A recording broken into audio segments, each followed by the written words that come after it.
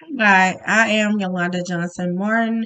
I am the owner of Resolutions Behavioral Health Services in Crossett. I'm a licensed certified social worker and I have been practicing for over 13 years. What is mental health exactly? So, mental health includes our emotional, psychological, and social well being. Our mental health affects how we think, how we feel, how we behave. It also helps determine how we handle stress, relate to others, and the ability to make healthy choices. How important would you say mental health is? Oh, it's very important. If you are not mentally healthy, it will start to show up in your physical body. So, your physical health and your mental health are definitely connected. Okay, so what are some of the signs that you would look for in a person that may be struggling from mental illness and they might not know it? Okay. Long lasting sadness or irritability, extreme highs or lows, excessive fear, worry or anxiety, social withdrawal, dramatic changes in sleeping habits or eating habits. Some other risk factors to look for would be a family history of mental illness or substance abuse and any past trauma. If a person thinks they may be struggling with mental illness, what advice would you have for them? Seek help. Um, Depending on a person's insurance, they may need a PCP referral. So you can always go to your doctor, let your doctor know that something is not quite right and you feel like you need to talk to somebody. A lot of your PCPs are already connected with different providers in your area. If you're not comfortable with doing that, um, do a search on the internet. Go to Psychology Today or do a Google search. Psychology Today has a list of therapists. It shows their picture, their practices, so it explains ex what their expertise is, and you can go on there and find somebody that you might like and feel comfortable seeing. Is there a specific age group that is more prone to have this? Well, studies have shown that there are nearly a twofold increase in mood disorders from 13 to 14 years of age, and then 17 to 18.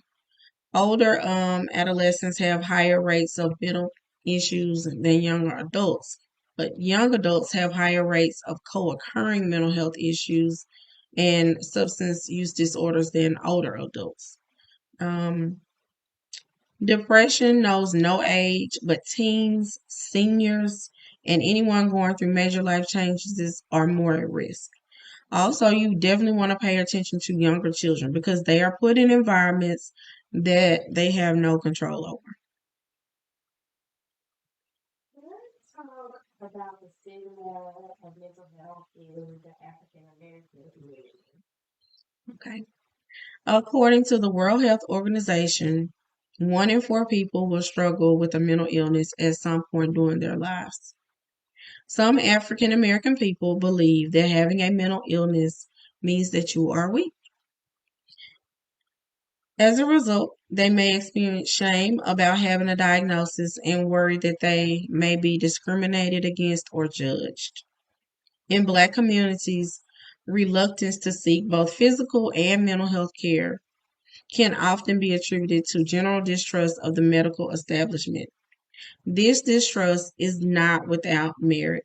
Historically, African Americans have been misdiagnosed at higher rates than white people, and Black communities have been exploited by the U.S. government and medical community in the name of medical advancements.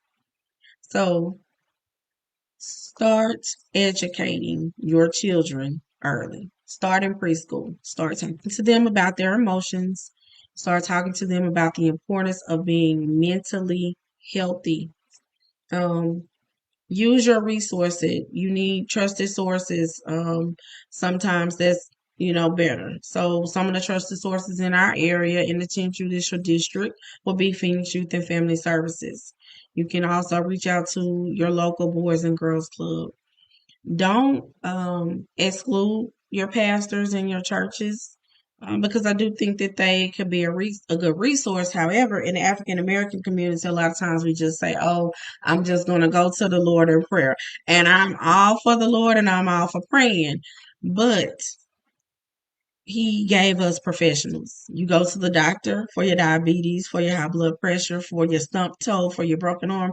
You seek a clinician when your heart is hurting or your mind is worried or you feel overwhelmed. So, yes, there's stigma, but in 2022, we gotta break the stigma and we've got to embrace one another and lift each other up, because at some point in time in your life, everybody's going to have some type of problem and need a little help. Yeah. Can you give us some good mental health? So connect with other people. Good relationships are important for your mental health. Pay attention to yourself. Um, Learn how to deal with stress in a healthy manner. Um, Pay attention if you are self-medicating, you know, and that can be from overeating to drinking excessively, smoking, anything like that. If you're doing some things that are outside of your norm, stay away from that. Um, Learn how to quiet your mind, set some realistic goals. We all have goals, we all have things that we want to meet, but be realistic in your timeline. Exercise is a wonderful tool to use. Listening to music, breaking up the monotony. We like schedules, but sometimes you gotta break it up. Do something a little different. I told you about being physically active, learning some new skills, but value yourself. Treat yourself well. Give to yourself and give to others. It really makes you feel good often to give to others. So start there.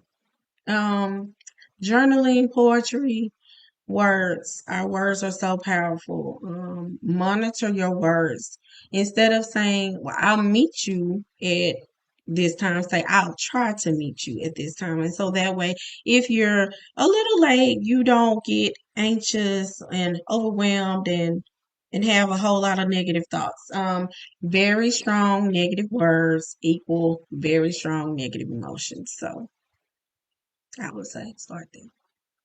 Well, thank you so much. Everything you said, it really felt like it holds true. Is there anything else that you would like to mention? Seek help. It is okay to see a therapist. Try Jesus, try a therapist. That's all. Thank you for the opportunity.